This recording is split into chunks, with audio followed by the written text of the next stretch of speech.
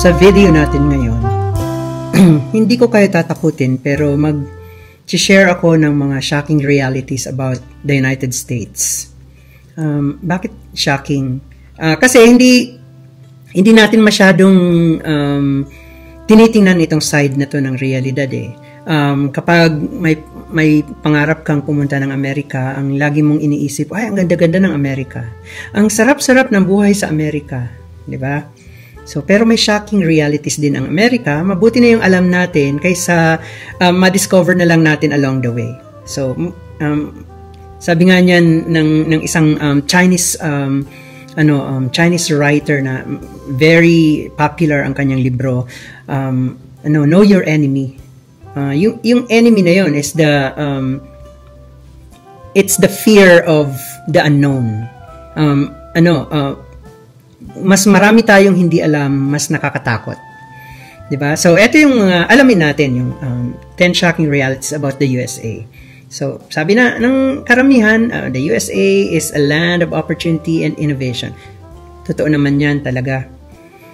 Pero ito yung mga on the other side of the story, may mga realities din na naiiba. Number 1, income inequality. So yung gap between rich and poor in the United States is so vast. It's so big. Napakalaki ng boundary ng rich and poor sa United States. The top 1% of earners control more wealth than the bottom 50% combined, according to Capital and Manian. So may mga trillionaires, mga billionaires, pero marami ring kumbaga dun sa pyramid na yon, sa tip of the pyramid, sila yung mga sobrang yayaman, mga ultra rich.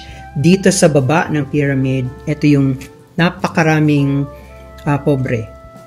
And you don't need to discover kung gaano ka pobre ang itong mga Americans na to.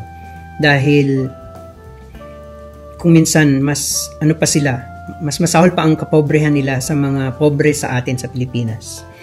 Number 2, mass incarceration. So the United States has the world's highest incarceration rate, with over 2.2 million people behind bars. Ganito karami ang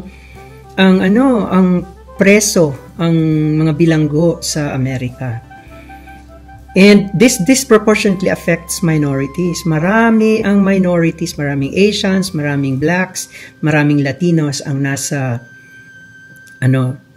kulungan. This is according to Live Science. Number 3, high cost of healthcare. The United States spends far more on healthcare than any other developed country. Oo, maganda ang healthcare situation sa Amerika, pero ang mahal-mahal ng healthcare sa Amerika. At marami ang walang insurance. Sa time lang ni President Obama, nagkaroon ng yung Obamacare, kung narinig nyo na yun. Pero unti-unti na naman siyang binubuwag dahil iba na naman ang priorities ng gobyerno. Ayun. So maraming tao ang nagsistruggle talaga to afford medical care. Kaya may mga namamatay na lang na walang capacity na magpa-ospital. Number 4, gun violence. The rate of gun violence in the United States is significantly higher than in other developed countries. Yung mass shootings na yan, regular occurrence na yan sa Amerika, according to Everytown Research and Policy.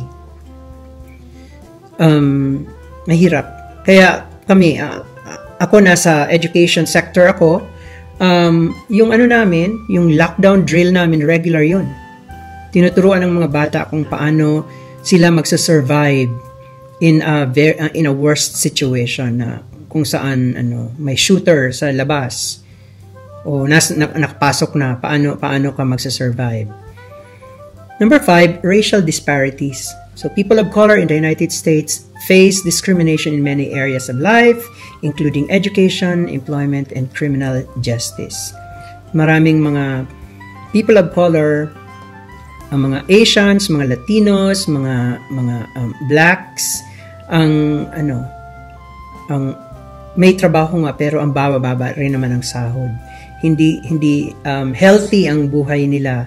Kulang sila sa education. At chances are sila yung magiging bilanggo in the future. This is according to the Sentencing Project. Number 6, student loan debt. Sa Amerika, mukhang konting-konti lang ang mga batang maswerte talaga sa buhay na walang binabayarang student loan. Because crisis talaga yan sa Amerika.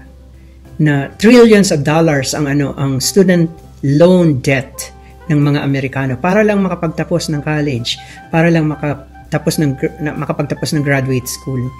Grabe ang inuutang nila. That's according to educationdata.org. Number 7 is political polarization. So ang US is deeply divided politically. And it's very difficult to find common ground on important issues. This is according to Pew Research Center.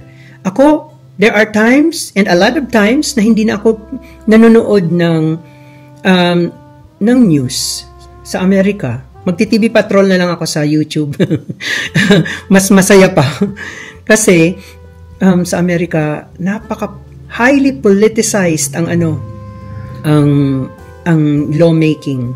Kaya, nakakasuka na.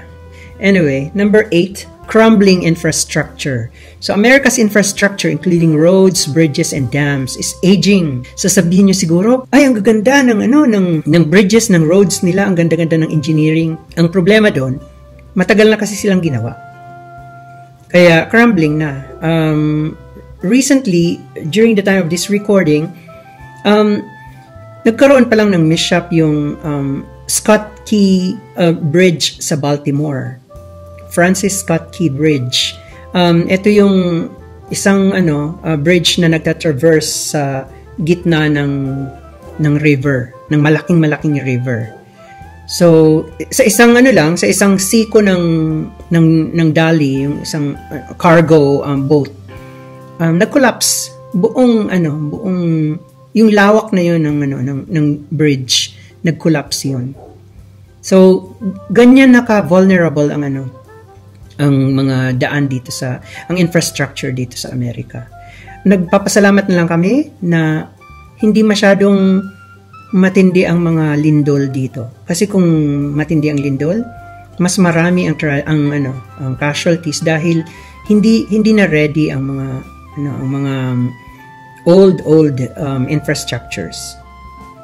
Number 9, food insecurity. So millions of Americans struggle to afford enough food to eat. So akala niyo siguro, ang ganda-ganda ng Amerika, no? Pero kapag local resident ka na ng Amerika, isa ang pagkain sa problema. Crisis talaga siya. Number 10, limited paid leave. So the United States is one of the few developed countries that does not guarantee paid parental leave or sick leave to its workers. Hindi kagaya ng iba na may mga liberal leaves sila na flexible, indefinite ang leave time nila. Sa Amerika, hindi yan uso. Limited ang In my case, for example, meron lang kaming 10 days sick leave.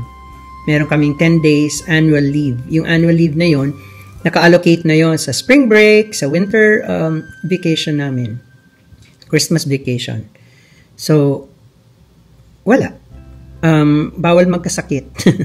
Kasi walang masyadong leave days. Okay, so ito, ilan lang ito sa mga complex realities facing the United States. We have to understand na the United States is a work in progress. Kaya marami ring challenges. At hindi ko sinisiraan ng US. Pinapakita ko lang sa inyo na mga excited nang pumunta sa Amerika. Yay, welcome. Tara, punta na kayo. Na kahit ganyang kaganda, ka-overwhelming ang impression natin ng Amerika, meron din siyang negative side. At kailangan nating maintindihan yon, di ba? Hindi kayo pumunta dito para i-solve yung negative side na yun ng Amerika. Pero kailangan nating maintindihan. Ayun, sana may nakuha kayong konting kaalaman uli. At sana andyan pa rin kayo sa mga susunod nating episodes. Thank you very much.